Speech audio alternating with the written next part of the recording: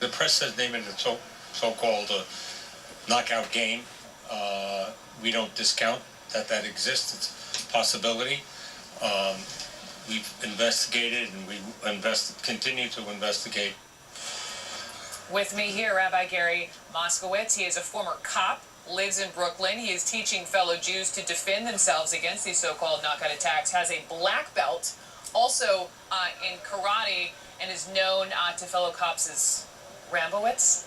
I don't know if fellow cops, but a lot of people picked it up in different news media pieces. Don Lemon also joining me here as well, because we're previewing part of your show tonight at 11 o'clock, at the 11th hour. You're going to be talking about the so-called knockout game. But first to you, Rabbi, we know in reading about this that one of the investigations, at least here in the New York area, is being investigated as a hate crime because one of the victims is Jewish. Do you think that Jews specifically are being attacked? Yeah, well, the issue is they're not just attacking Jews theologically. What they're doing is they're attacking weaker people. It's very much like the animal kingdom. They're attacking weak people. So they attack elderly women, they attack children, and Jewish people, unfortunately, especially the Orthodox community, are considered weak. And they probably deserve that reputation in many ways because they don't practice healthy living styles here. They don't eat right often. They don't exercise regularly. They don't study martial arts here like their counterpart in the secular community here. So what I'm doing now, I'm training a lot of Jewish kids over many years, and even more so now because people are scared and they want to learn how to defend themselves. We'll get to the training and how exactly, and demonstrating how you're telling people to defend themselves. But how can you even get someone to defend themselves when these people are coming from behind, sucker punching these people? For sure. It's really not that difficult here. I know it looks like it's so spontaneous that they catch you off guard, but the truth is a good martial art person who is training here is training to be aware. That's the first thing.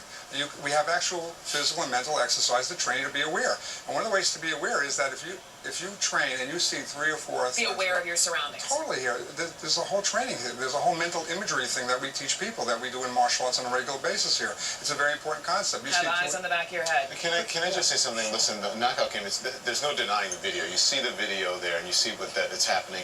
Random acts of violence happen all the time. All the time. And there's no concrete evidence that this is some phenomenon that is, that there are teenagers marauding around the streets that are knocking people out. I think it's a confluence of videotape, cell phones, and this is all being caught on tape now. Right. Now, whether or not it is, police will determine that. But so far, no police department has determined that there's any such thing as a knockout game. And you say, I mean, I was reading, you said you were and I'm all for people. You should be teaching people to defend themselves, but there's really no firm evidence that there is a knockout game. Well, and it's also being said that there have been Jewish people who have been targeted. There have been white people who have been targeted. There have been black people. Even the video that we're looking at now is in question. The one that we were looking at, the guy coming from behind. Yeah. Many people say that's Europe. It's not even Philadelphia. So I don't know.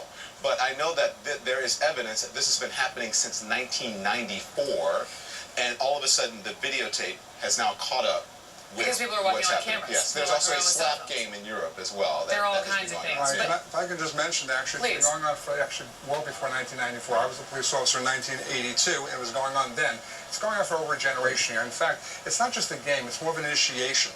A lot of times, a lot of gang members will hit other people here. They have to hit a certain amount of people to get involved and commit a crime. So this way, they'll have influence in that gang. By the way, it wasn't just against individuals or weaker people. When I was a young cop, it was they played Knockout the Cop. I was physically under attack on several times when I worked with youth gangs. I was one of 8 cops in the whole city specializing with youth gangs and youth at risk. I worked directly out of the high schools here, and we were specially trained. And I was attacked on several occasions because I was a police officer, and they were prepared to get arrested just to win points. And they should be. It's awful. It's despicable. Any act of random violence, someone should be arrested. There have been people for the so-called knockout game who there was one guy who was shot because he messed with the wrong guy. Right. This guy was waiting on his daughter at the bus stop, and he had a gun, licensed to carry, and he shot the kid. The kid is in jail. Luckily, he lived, but he was shot. There have been a number of those. How about game aside, though? I want you to show us as best as you can how, if you were walking along, let's say you're the random person who's targeted Don Lemon, and you have someone coming up from behind, and this person's going to sucker punch you. How do you defend yourself? Can you show us? Yes, let me just explain one thing about being aware. Okay? Let's do it. Sure, how you doing? Don't hurt me, though. This is not like the Let's watch this. We want to come back again. The issue is being aware. When I walk down the street, even here, I was a police officer in Midtown for many years. I worked in the South Bronx. So much going on around. Exactly. You have to, when I walk, I don't just walk straight. Many people are doing the wrong thing. They're tied up to their cell phones, to their iPods here. They're not focused.